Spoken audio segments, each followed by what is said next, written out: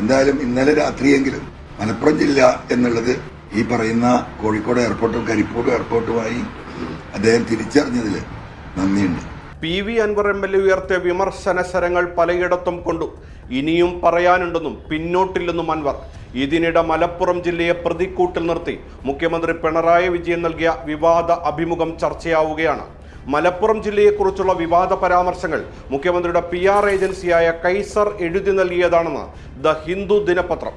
മുഖ്യമന്ത്രി പറയാത്ത കാര്യങ്ങൾ അഭിമുഖത്തിൽ പ്രസിദ്ധീകരിച്ചതിൽ അതൃപ്തി രേഖപ്പെടുത്തി പിണറായിയുടെ പ്രസ് സെക്രട്ടറി ഹിന്ദു പത്രത്തിന് അയച്ച കത്തിനുള്ള പ്രതികരണത്തിലാണ് ഈ വെളിപ്പെടുത്തൽ.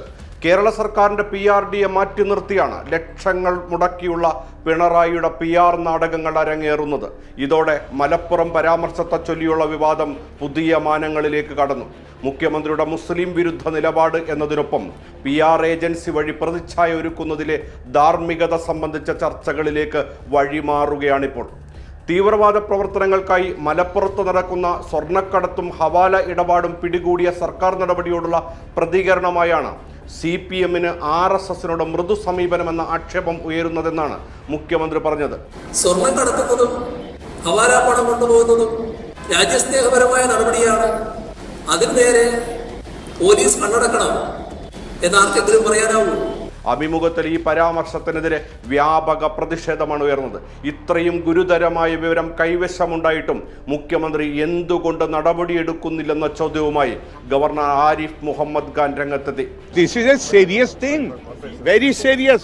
The government knows that there are groups who are smuggling gold to indulge and they are using that money for anti-national activities. അഭിമുഖത്തിനു പിന്നിലെ PR സാന്നിധ്യം പിണറായി വിജയന് വലിയ അടിയായിരിക്കുകയാണ്. PR ഏജൻസികൾ ഒരുക്കിയ പ്രതിച്ഛായയിലാണ് മുഖ്യമന്ത്രി എന്ന പ്രതിപക്ഷത്തിന്റെ ആക്ഷേപത്തിന് ശക്തി പകരുന്നതാണ് ഹിന്ദു പത്രത്തിന്റെ വിശദീകരണം. PV അൻവറിനെ കുരുക്കാനാണ് മലപ്പുറത്തെ സ്വർണ്ണക്കടത്ത് ഹവാല കണക്കുമായി മുഖ്യമന്ത്രി രംഗത്ത് വന്നത്. തിരുവനന്തപുരത്ത് വാർത്താ സമ്മേളനത്തിൽ പറഞ്ഞ കണക്ക് തന്നെയാണ് അഭിമുഖത്തിലും ആവർത്തിച്ചത്. മലപ്പുറത്ത് എടുത്തു പറഞ്ഞത് തീവ്രവാദ മുദ്രകുത്തിയതോടെയാണ് വിഷയം മുഖ്യമന്ത്രിയുടെ കൈവിട്ടുപോയത്. തീവ്രവാദമെന്നറിഞ്ഞിട്ടും എന്തുകൊണ്ട് നടപടിയില്ലെന്ന ചോദ്യം പ്രതിപക്ഷവും ഗവർണറും ഉയർത്തിയപ്പോൾ മാത്രമാണ് തിരുത്തലിലേക്ക് മാറിയത്. വിവാദ പരാമർശം തിരുത്തിയതോടെ വെളുക്കാൻ തെച്ചത് പണ്ടായിരിക്കുകയാണ്. അൻവർ ഒരുക്കി യുദ്ധക്കളത്തിൽ ഇനി എന്തൊക്കെ സംഭവിക്കുമെന്ന് കാത്തിരുന്ന് കാണാം. മലപ്പുറം ജില്ലയെക്കുറിച്ച് അഭിമുഖത്തിൽ വന്നത് ആരെഴുതി നൽകിയതാണെന്ന ചോദ്യം ഇവിടെ ജീവനോടെ കിടക്കുകയാണ്.